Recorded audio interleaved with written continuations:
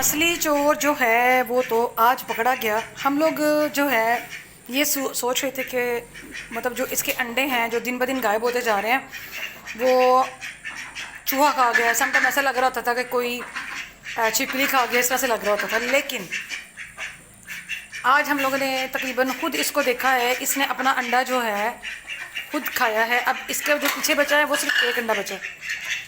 तो मेरे ख्याल से तो अब इसको अंडों के ऊपर बिठाना नहीं चाहिए और इसका एक अंडा भी उठा के तो इसको ना ऐसे ही बस छोड़ देना चाहिए कि अब अपनी मर्ज़ी कर ले। ठीक है, अगर इसने अंडों के ऊपर बैठ कर तो अंडों में से जब उसने बच्चे निकाले थे तो भी ऊपर क्यों मतलब बैठी हुई है फजूल टाइम वेस्ट करने। खुद भी टाइम वेस्ट कर रही है और हमारा भी कर रही है।